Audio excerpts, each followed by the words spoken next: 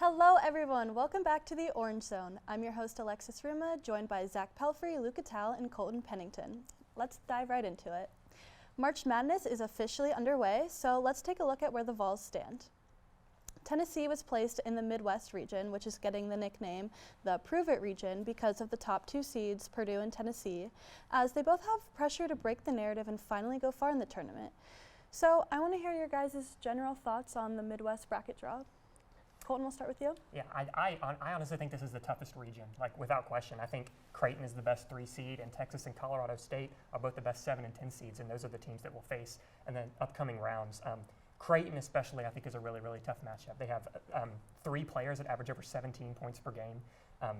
Their starting lineup is one of the best in the country, and I just think we match up really, really bad against them. And if we get past them, and then we got to go up against Zach Edey and Purdue probably in the Elite Eight, and I just think it's a really, really tough matchup. And I think this is one of the best Tennessee teams we've ever had. But getting out of this bracket, I think, is going to be tough for us to make the Final Four. But I hope we can do it. We've played Purdue already. Maybe we can use that experience we have playing against them. And we held Edey to around his average as well. So maybe we can come back, hinder him, and make the Final Four. But we'll see. But I think it's going to be tough. Yep. I really don't think it's as bad as it could have been. I mean, seeing some of the other regions as well, I think we were lucky with the 1 seed we got. In my opinion, Purdue is the least complete 1 seed of the 4.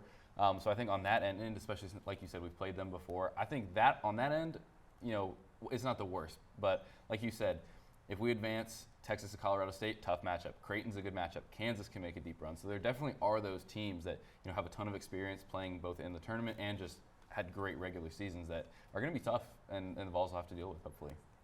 Yeah. Well, it's a great advantage that we've played a lot of these teams already, like Kansas and Purdue. We played them earlier in the season. But I have to disagree with you, Colton. I think that Tennessee does, when they're healthy and they're playing good basketball, I think they match up against anyone. Now, the problem is which team shows up on that day. Do we play, when we play Purdue, do we get the good Purdue? Do we get the bad Purdue? Do we get the inconsistent? Does Purdue even make it that far? Kansas, they're not a complete team with their star being out. And then Creighton, again, really hot right now. So it's just going to be, I like this region. Could have been tougher, but I like where we're at. Yeah, definitely a lot to consider. But now let's look at advantages and disadvantages for the Vols. So for the sake of time, we'll have Luke and Zach talk about advantages, and then Colton, you can explain what disadvantages you see for the Vols. Yeah, so looking at this team, the first advantage that sticks out to me is our defense. I mean, we are one of the best defensive teams in the country. Rick Barnes is a great defensive coach, and we are extremely tough and physical on defense. And I love that we're that physical. And I feel like that's going to play to our strengths because some of these teams that we're going to play in the tournament aren't really used to playing like tough SEC defenses like Tennessee. And it can get us in some trouble with foul trouble and stuff like that. But I think that the physicality of our defense is really going to kind of power us through and hopefully let us get a good run in the tournament. On the other side, the star of our offense, Dalton Kennett, I think he is a huge advantage. With having him on our side, he's one of the best players in the league, All-American, blah, blah, blah, blah, blah, all the awards he got this past weekend. He's the reason why we have been winning so many of these games. He has the ability to put Tennessee on his back and take us to wherever. Yes. To the promised land. To the promised land. I 100% agree with both of you, actually, but I think the disadvantage is obvious. It's the offensive inefficiency. I mean, we're coming off probably the worst game we played all season against Mississippi State. Shot, I think, 22% in the first half from the field. I mean, we would lose to St. Peter's if we shot 22% from the field in the first half. Whoa, I truly don't say believe that. that.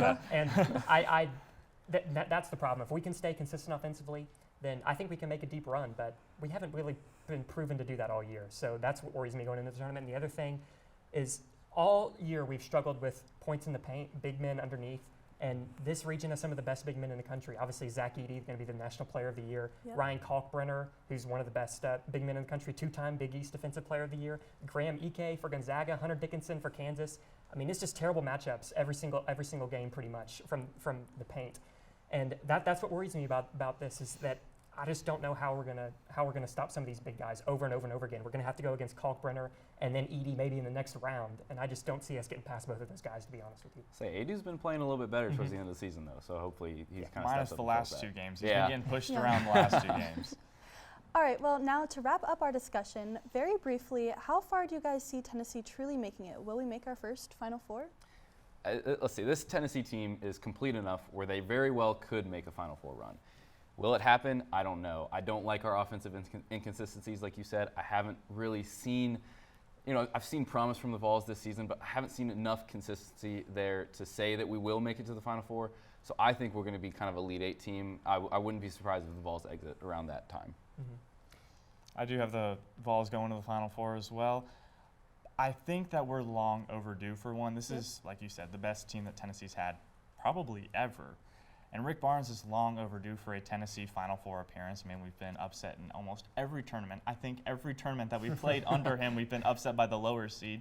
So it'd be refreshing to see a Final Four and hopefully beyond. But I could see the Final Four.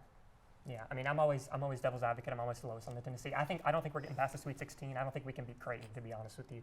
I just think their offense is too good. Our defense is great, but they're one of the best offenses in the country. Baylor Shireman, Ryan Kalkbrenner, Trey Alexander, like I mentioned earlier, all averaging over 17 points per game. I just don't think we will be able to stop them. I mean, Dalton Connect, I think, has to score at least 30, 35 points for us to win that game. And he's shown he can do it, but even if we get past Creighton, like I mentioned earlier, I don't think we can get past both Creighton and Purdue. I just think those are just two really tough matchups for us. And the other thing is, if we lose to Creighton and it's a close game, I don't think that'd be an unsuccessful season for Tennessee whatsoever. Creighton is a really, really good team, and I know they're a 3 seed and we're a 2 seed, but there's pretty much no gap between a 2 and a 3. It's not that big of a deal. If we play them close and Creighton has a good shooting night and they beat us by 4 or 5 points, that's not an unsuccessful season. We've already won the SC regular season, so I hope we can make it to the Final Four, like you mentioned, but I think it's going to be tough, and I have us going out in the Sweet 16. Yeah, I will say I like Zach's take the best, having the most faith in the Vols. But that will wrap up the first part of Orange Zone. Stay tuned as we'll be back with bracket discussions. In the meantime, we're sending it off to Brandon hosting Rocky Talk. What's up, everybody? Welcome to this week's edition of Rocky Talk. I'm your host, Brandon Goggins, alongside Grant Porch and Matthew Solitsky. Now, everybody knows this month primarily revolves around college basketball, but as we approach the end of March and start to transition into April, we begin to realize that the end of the NBA regular season is upon us and playoffs are right around the corner. The race for a playoff spot has been insane this year, and with about 14 or so games remaining, teams are going to have to make that final push to separate themselves from the rest of the pack.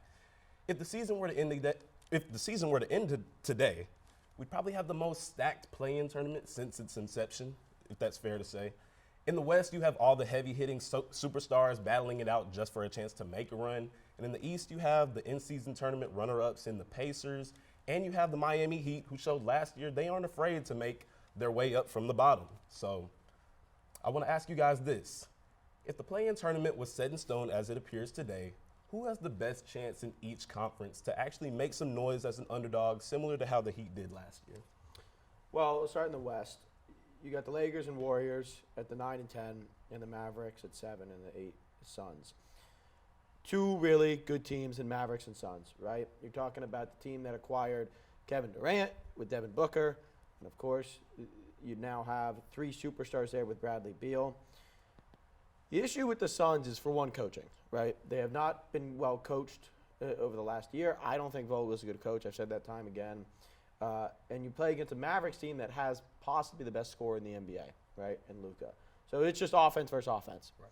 When you have that many weapons and you have so many guys that do the same things, it's very, very hard to share the ball because there's not enough possessions in a basketball game for all 3 of those guys on the Suns. And for the Mavericks, you only have Irving and you have Doncic, but Doncic is going to take over the game anyways, so it doesn't really matter. I think the Mavericks are a better team, so I'd expect the Mavericks to beat the Suns. And then you have Lakers, Warriors, right? You have the greatest player of all time versus greatest shooter of all time. Right. We've seen that matchup plenty of times. You take Steph Curry, who's at the end of his career has been injured all season long, and you take LeBron James, who won the in-season tournament, right?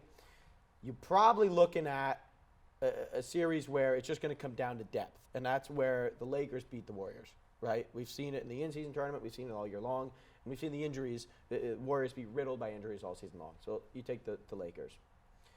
Bulls, Hawks, 9 and 10, right? Neither of those teams have a chance, so it doesn't matter. And I don't think anyone in the West has a chance. I'm just trying to break it down and make sense of it. Understandable. But Heat and Sixers, I think, are the 2 most interesting because, right, the Heat are 7 right now, the Sixers are 8. Now, the Sixers have been without Embiid. They probably have the best player in the NBA when completely healthy. I've said all year long, I think the Sixers are the best team in the NBA. When completely healthy, I think the Sixers are the best team in the NBA. They have depth, they have the best player in the country, they have youth, and they have defense on both ends of the floor. They have versatility any way you look at it, right? So completely healthy, I take the Sixers over anybody. That being said, We saw what the Heat did last year. I was a big advocate for the Heat to lose in the run last year because I wanted them to get a good pick. Fortunately, it worked out for them. But yeah, it's possible for the Heat to make a run. But health has been a big issue for both the Heat and the Sixers. They're still without Embiid, right? And the Heat are without, of course, Butler for numerous games, along with a ton of other players. They're without Richardson for the rest of the season as well. I would say both teams have a good chance. If completely healthy, I'm still taking the Sixers to make an extremely deep run. All right. What do you think about that? I mean, Sixers over the Celtics would be a hot take. We've seen that a time or two. But an underdog that I don't feel like a lot of people are talking about, but I love to talk about, is New Orleans Pelicans. Right now, they're the 5th seed, and they're 6 games back of the 1st seed. They match up well against the Clippers, who would be their 4-5 matchup. They've got a great mix of young guys and guys who have been there for a long time, and veterans. Trey Murphy hitting 42% from 3.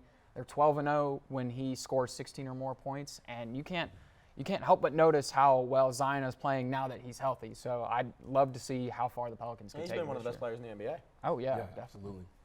So I mentioned that there are a lot of heavy-hitting superstars that are entering this postseason, some of which you guys have mentioned. And some of those are some older guys who are on the back halves of their career, but they haven't accomplished all that they've wanted to. You also have some of the younger guys who have showed out during the regular season, and they have something to prove in this postseason. So to you guys, who are the guys that have the most pressure entering these postseason games, if you had to say anybody? You go first. I mean, I'd say the Celtics, and if a player specifically, I'd say Jason Tatum and Jaylen Brown. I mean, they're getting bags. The Celtics are at the top of the standings. They have these high expectations every year, but do they get it done? Because they got it on paper, and right now, like, they're at 55 wins. No other team in the East is even at 45 wins. And I Nobody saw close. this earlier on ESPN where they said, hey, like, the last 5 teams that have done it, 4 of them won the title.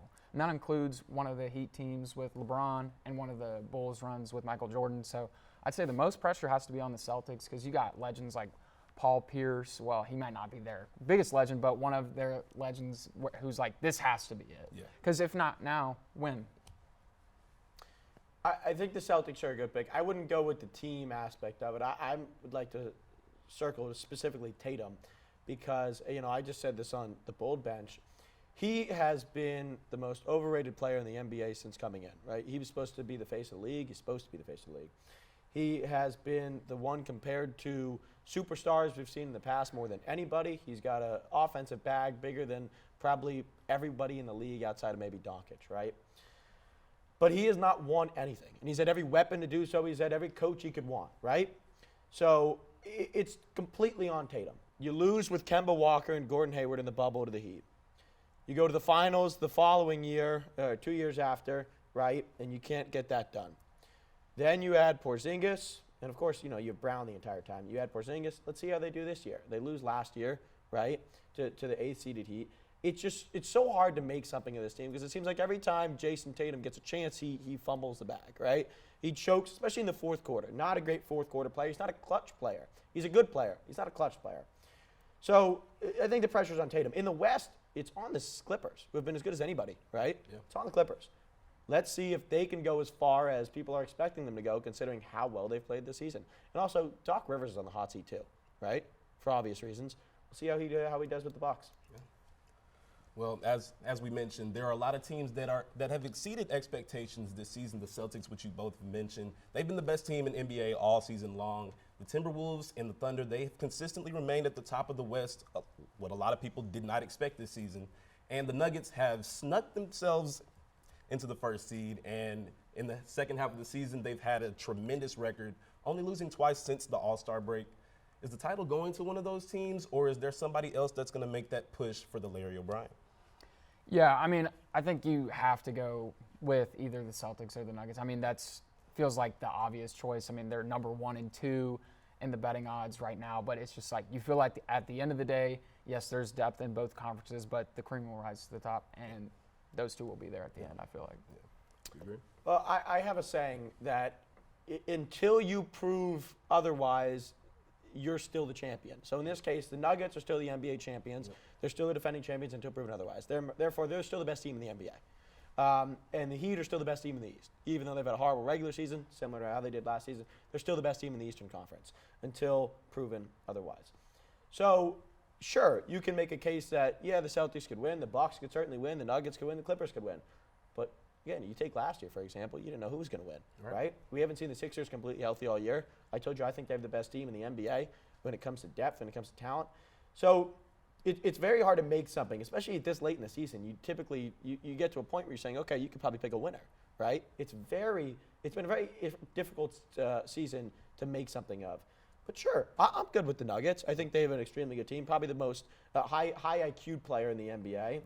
But, you know, there's a lot to like about the teams in the East, like the Celtics, like the Bucks, and, you know, watch out for the Miami Heat. Yeah. I know you say the Sixers are the best team. This is the best Celtics team that we've seen up to this point. Do you think they stand any chance, or do you think they fumble once again? Well, coaching's an issue. I've said all year long, I think any team that has Joe Mazzulla is always at a disadvantage. Joe Mazzulla is not a good coach. No matter how you slice it, he's not a good coach. And while he has a lot of respect in that locker room, when it comes down to X's and O's and it comes down, you're going to face the Nick Nurses and the Eric Spoelstras, you're going to get outworked every single time, right? So coaching is a big issue. But they have talent, without a doubt. They've been the most impressive offensive team. They've probably been the most impressive two-way team in the NBA, right, the Celtics. But how good can they be down the stretch? How good can they be in the playoffs? We've seen it over the last 4 years. We've seen how much Tatum and Brown have struggled, even when they have had other weapons. You know, the Haywards, the Irvings, and the Kemba Walkers. I just can't see anything changing. Why would I give them the benefit of the doubt if nothing has changed? That's fair enough. You know, it's quite a toss-up in the league. Put it this way. I would pick the Heat over the Celtics right now in the playoffs. Celtics right I would. now. Got you. It's a toss-up.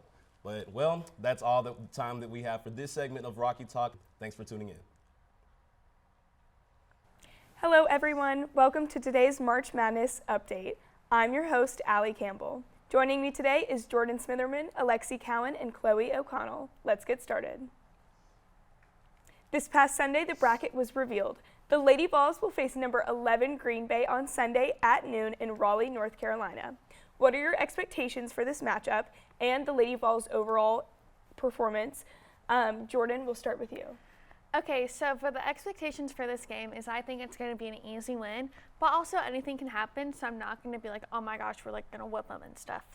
But anything can happen. And 6 seeds are historically good in the Women's March Madness tournament, so I'm not really too worried about that. And the Lady Vols always show up come tournament time. Like I said a couple episodes, it's just part of the Lady Vols cycle. Kelly Harper always has the girls ready to play during this time of year, and they're hitting their stride. They're shooting better from three. Rakea Jackson and Joel Spear are doing good. That duo's on fire, so I think we're going to be fine if they play fine. And the Lady Vols' past 4 losses are against South Carolina 3 times, one of them being a buzzer-beating 3 in the SEC tournament, and reigning champs in LSU. So they've kind of gone through the gauntlet, so I think they can definitely win this game. When it comes to March Madness, I'm a very negative person. I think we'll win. I do think we will win. I don't think it'll be easy, and I think it might be a little embarrassing how we play. Don't ask me why. I get bad feelings about this month. I'm just depressed this month all the time. But I do think we will win, and I think we might go Sweet 16, maybe Elite 8 if we're lucky. Of course, I'd love to see us in the Final Four. But before we get to the Final Four, we'd have to beat number 2 Stanford and then probably Texas, number 1 seed. So I just don't have high expectations. Don't kill me. Yeah, I mean, I think the Lady Vols definitely shown inconsistency, especially throughout this past season. But obviously the South Carolina game, it ended poorly, but they kind of proved that they can play with the top seeds in the country. I think first game, it should go smoothly. I'm worried about the second round, definitely against, if they play NC State for that game and for the future tournament, they're going to have to focus on just the player matchups and just playing on both ends of the court and confidently, because that's what helps them. Yes, I think confidence is a big thing. Yeah, for sure. So March Madness gets its name from the tournament's chaotic upsets and unexpected outcomes. If you could predict one major upset, who would it be and why? Alexi, we'll start with you. Not me first. I'm so bad at picking upsets. But one that I would like to see happen would be Florida Gulf Coast beating Oklahoma. Yes. I think that's probably the upset that has the most chance. You really don't see many women's upsets from what I've watched. It's more in the men's tournament that you see upsets. But Florida Gulf Coast's record, they have a really good record. So, I mean, I think they have a shot. But I don't think we'll see anything crazy this year. Yeah, for me, I also said I think FGCU, you know, especially coming off of their league championship, they're going to come in wanting more and just wanting to win more games. So I think with that, they can definitely beat Oklahoma. It will definitely be a tough game, but I think that would be a nice upset. Yeah. And I don't have a specific upset, but I definitely think a 5 versus a 12 is in like the works, because we always see all these upsets in the men's March Madness. Like you said, we don't see many in women's, but the times that we see women's upsets is in the 5 versus 12 matchup. And I only have one 5 seed making it out of the first round, which is Utah, which that might be a little ambitious, but like the 12 seeds include like Florida Gulf Coast, which they both mentioned, and like South Dakota State, and like 23-9 Vandy in the SEC, who's a 12 seed, which I think they should probably be seeded a little higher. But I definitely think if there's an upset, it happens in that 5-12 matchup. Very interesting. So from our knowledge of round 1, which matchups are you guys most looking forward to? We'll start with you, Chloe. Okay, this isn't exactly round 1, but just overall, I'm excited to see LSU's journey throughout the tournament. Obviously, defending champs, they have that going for them, but you know, they have the opportunity to play so many great teams. Like, obviously, they have to get through round 1, and then there's a possibility to play Louisville and then UCLA, which would be a great game, and then also an Iowa rematch, which would be an amazing game. So I'm just excited to see that journey. I would honestly, I get bored during the first couple rounds. So I'm kind of looking more towards the Elite 8, Final 4. It would be so cool to see Tennessee face South Carolina again in the Final 4. Very high expectations, probably won't happen, but I would love to see a rematch because I think our Lady Vols want to beat them so bad. They're just chomping at the bit to get another chance. And so that would be, as a Vol fan, that would be so nice to see. I would pay money to see LSU and South Carolina in a championship again. Just after all the drama that kind of went on in the SEC championship, I'd just love to see them go at it again. But and LSU and UCLA in the Sweet 16, I look forward to that one. I think that will be a good one. But I do think UCLA would beat LSU. But you never know. It's March Madness. Jordan? Exactly.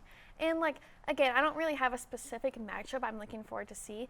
I'm just looking forward to see the 8 and 9 matchups. Like, whether it's the men's or the women's tournament, the 8 and 9 matchups are always so evenly put together, evenly matched, and it's just like, it's really a coin toss, a 50-50 chance of like either team could win the game. And some of the matchups include UNC, Michigan State, Bama, Florida State, West Virginia versus Princeton, and I looked at all their records and they seem so evenly matched, like same amount of points scored, same record. So I'm interested to see that, to see how they go. And then after all the 8 and 9 seeds, they face the 1 seed. I'm just wondering to see how they stack up. Okay, so finally, to wrap it up, we're going to discuss who you guys have in the Final 4 because we have to know. Yes. So Jordan, we'll actually start with you.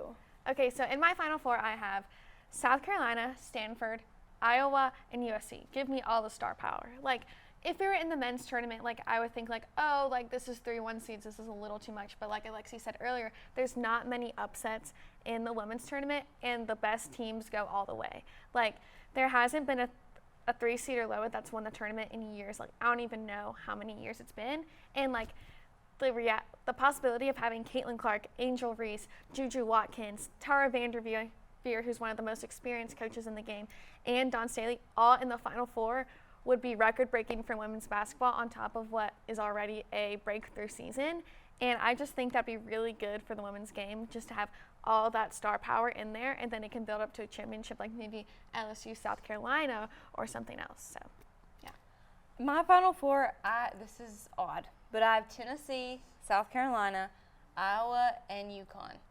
A little hopeful on the Tennessee part. I'm just kind of, putting it out there, putting it in the universe. Good energy. Yes, good energy. But I do think Iowa will win it all. I think you play based on your crowd a lot, and especially the hype that Iowa has now with Caitlin Clark. I think this would be the moment for her to get a championship, and I would love to see that for her. I mean, she deserves that. I don't think a lot of people, I think most people have South Carolina as their number one team, their champion. But I just don't see that just because the fact that we've almost beat them. I don't see them winning against Iowa.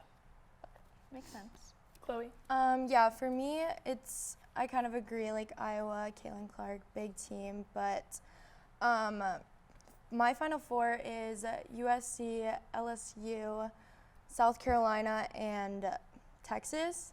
Obviously, like you mentioned, Jordan, it's kind of hard to root for the top-seeded teams just because that's what it is in women's basketball. They're probably going to go all the way. But yeah, I have South Carolina winning it all just because I think they're the kind of team that you just got to keep rooting for them until they lose, and I think they can do it. Well, great. That will do it for us today. Now back to Orange Zone to wrap up this episode. Thank you, guys. Hello, everyone, and welcome back to the Orange Zone. Here with me is Zach, Colton, and Luke, and I'm Alexis Ruma. The madness has begun, which is, without a doubt, the best time in college basketball. I want to dive deeper into the tournament as a whole, so let's get right into it. One of the most thrilling parts of the tournament is the shocking upsets that occur. Now, looking at this year's bracket, what are your guys' 4 biggest upset teams that you predict to see? Luke, carry us away. Well, I'm going to start with a team that my mom's going to be really happy to see up here. It's going to be Northwestern. That's her undergrad. But Northwestern's a team that I feel like a lot of people overlook. Boo Buie leads their scoring with just under 20 points per game. And a lot of people forget Northwestern beat Purdue earlier this year when they were a 1 seed. Granted, it was in overtime, but they split their series with Purdue with Zach Edey still putting up 35 points, which not many teams can beat Purdue when Zach Edey does that. But they split their series with Purdue, split their series with Illinois, and they've proven that they can play against some of these bigger teams. So I would not be surprised if we see Northwestern upset FAU in the first round and maybe go further than that. I'm not quite sure about that one yet. But the next team that I'm going to talk about is NC State against Texas Tech. And NC State, you talk about a team being hot at the right time. This is NC State. They've won their past 5, just won the ACC tournament. And, I mean, they didn't just win. They beat Duke and UNC en route to win the ACC tournament. Beating one of those teams is a really good accomplishment. Beating 2 of them in a tournament to win your conference, that's pretty hard to beat. So they're definitely hot right now going into the tournament. Wouldn't be surprised if they shocked Texas Tech and got the upset there. Next team that I'm going to be talking about, the McNeese State Cowboys. Now, they got a lot of talk going into this tournament just because of their story. You want a comeback kid, take the McNeese State Cowboys. Their coach, or last season, they lost 23 games. That's not a great season. They wanted a little bit of a rebuild, hired a new coach. He promised 23 wins. They won 30 games this year. 30-3 is their record. Granted, some people say they weren't playing the best teams, but still, you talk about a team that's got some fire beneath them. That's the McNeese State Cowboys. The coach is really getting them fired up, and that's something that's really valuable in March Madness, is having that reason for playing. And the McNeese State Cowboys definitely have a reason to play. And the last team that I have upsetting, I'm going to go actually to the second round. I think BYU is going to beat Duquesne, and I think Illinois is going to beat Morehead State. And I'm going to take BYU over Illinois in the second round, actually. I think BYU, you know, they don't have the greatest stats. They don't put up the most points. They don't have the most flashy plays. But they have beaten some really tough teams in the Big 12 conference, which, for my taste, is the toughest conference in basketball. And BYU, they beat Kansas, they beat Texas, they beat Baylor, they beat Iowa State, they beat TCU. They beat all these teams. And it kind of felt during the regular season that BYU was the team you didn't want to play in the Big 12. And not many people would expect that from them. So I think they're going to make a run this tournament. I have them going to the Elite Eight, maybe further. I can't really tell, but those are my 4 upset teams that I'm looking at this year. All right, Colton? Yeah, I mean, I think the first team we're going to start out with is the Samford Bulldogs against Kansas. I had this team winning before Kevin McCullough's injury, and now with him not playing the rest of the tournament, I'm even more confident. Kansas has, their depth is probably the worst in college basketball. They don't have any bench players that average more than 5 points a game. So anybody that comes in for Kevin McCullough is such a huge downgrade that I think it's going to affect their team a lot. And Samford is a great offensive team. They average the 5th most points per game in the country with 86. Acor is their best player. He averaged 26.5 points in the final 2 games of the SoCon tournament, was named the tournament MVP. I really like the Bulldogs in this 4-13 matchup, and I have them winning the next round, and we could see maybe Gonzaga or McNeese too. We could see maybe a 13 seed making the Sweet 16. But my next pick here is going to be the New Mexico Lobos going up against Clemson. Now, this is an upset in the seeding, but New Mexico is actually favored in this game. Yeah. So it's not really that big of an upset. And the reason is because they have looked so good. They looked great in the Mountain West tournament, which is probably the most competitive conference in all of college basketball. And Jalen House, Jamal Mashburn, and Donovan Dent make up one of the best backcourts in the entire country. All three of those guys average 14 points per game or more. And JT Toppin and Nelly Jr. Joseph both average 8 and 9 rebounds respectively in the post. So they're super, super good. Their starting lineup is great. And overall, Clemson, I just don't like the ACC. I mean, we all saw how Virginia played the other day. I mean, that was one of the worst tournament performances I've probably ever seen. And I think Clemson lost to them in the regular season. They went 11-9 in the ACC. That doesn't bode well for them in this game, I don't think, at all. PJ Hall is a great player, though, over almost 19 points a game he averages, finished second runner-up for the ACC Player of the Year behind RJ Davis. But I just think New Mexico has more firepower offensively, and they're going to get this win. Moving on, I'm going to go with the Oregon Ducks going up against South Carolina. Now, I actually don't really like either of these teams to go far in the tournament, but I hate South Carolina from a tournament perspective. I just think that their lineup just does not work for the tournament. They're super, super physical, and they're not really explosive offensively. I don't think they have any guys who can go and win you a game if they need to. And they rank, I believe, 229th in points per game in the entire country. Oh, wow. They just got killed by Auburn in the SEC tournament by, I think, 30 points. They're going into this game with not a lot of momentum. And I think Oregon is going into this game with a lot of momentum. They just won the Pac-12 tournament, and Folly Dante is their star. He went 12 for 12 from the field in their championship game against Colorado, and he shot 83% from the field in that tournament. And I think he's going to be a huge difference maker for Oregon in this game, and I'm going to have them beating the Gamecocks in the first round. And then the last one is the Grand Canyon Lopes. I have them in the Sweet 16, beating first St. Mary's and then the winner of Alabama and Charleston. I really, really like the Lopes. They're really, really old, really, really experienced. Three of their best players are 24, 24, and 25 years old, respectively. Wow. They've got a lot of experience in college basketball, especially compared to someone like Alabama, who a lot of their players are a little bit young. They still have some old players. Mark Sears, I believe, a fourth-year senior. Aaron Estrada is a really old player, but like Sam Walters gets a lot of time. He's a freshman. They're first guy coming off the bench. And I really, really like the Lopes offensively and defensively. Tyon Grant Foster was the WAC Player of the Year this year, averaged almost 20 points a game, averaged over 1 steal and 1 block per game too, as well as almost 8 rebounds. So really, really good all across the field. And I really do like their matchup against Alabama, who is one of the worst defensive teams in the entire Power 6 conferences. And I think Grand Canyon could easily put up 90 points, 95 points against Alabama. And I really, really like their chances to get out of this bracket. I think that's probably the weakest 4 and 5 seed in the field. And I like the Lopes. They're probably one of the best 12 seeds in the bracket as well. So I'm going to go with them. Wow. You and your stats. Always amazing. Yeah. Always amazing. Zach? Now, I don't have enough stats like Colton does, but I do have gut feelings. Now, Drake plays Washington State. We haven't really seen much from Wazoo this year, but Drake has been on the radar. They've been picked in a lot of, if you watch a lot of bracketology, Drake has been picked a lot. They've been I don't think they're the favorite, but they are the 10 seed. They're 10 seed playing against 7. You always got to pick the lower seed once in a while. My next team, I have JMU against Wisconsin. Now, this team I am very high on. I'm very high on the Dukes. Going up, they are 30-3 going against Wisconsin. Now, granted, same with McNeese. They haven't played the best teams. But the record speaks for itself. They've won 30 games this year. They're going to make it. Now, these last 2 picks for Charleston, these last 2 I don't really agree with. I just had to pick one. Now, Charleston, they're very offensive. That's all there is. They have no defense. They're going up against Alabama, who is also very offense, minimal defense. The only thing is Alabama plays a better style of offense, and they've played tougher opponents this year. So I could see Charleston maybe squeaking out one, maybe if they're having a good day. I think Alabama's just a better team all around. But I'll still pick them for my upset. Now, last one, Morehead State over Illinois. Now, this is a team that's a 15 seed? 14, I think. 14 seed. Now, statistically, I think 2 14 seeds always win in the tournament. So this was kind of just a gut feeling one. Wasn't really sure on it. Now, I do think Illinois, I wasn't very high on them through the season, especially when they came to town and Tennessee played them, and Tennessee kind of just shut them out. But I could definitely see this as one of the potential upsets. All right, well, that was a lot to unpack, and I'm looking forward to see how this all unfolds.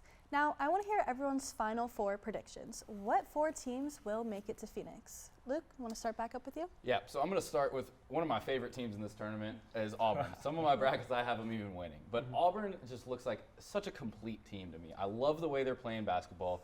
It feels like they're getting hot at the right time. and just winning the SEC tournament, curb stomping Florida in the championship. They're playing very good basketball. I mean, they've proved it all regular season. They have what it takes to play these good teams and actually compete. And I really like the way they play, and I think they're going to be the ones that are going to upset UConn. Actually, I feel like they're going to take down UConn on their side of the bracket and eventually move to the Final Four. Next up, I got North Carolina. I mean, you talk about a complete team. North Carolina's got it all. We got R.J. Davis, Harrison Ingram, and Armando Bacot. I mean, come on. Like, I'd take one of those guys on my team, but you got all three. It's like, whew. Like, that's a powerhouse trio right there.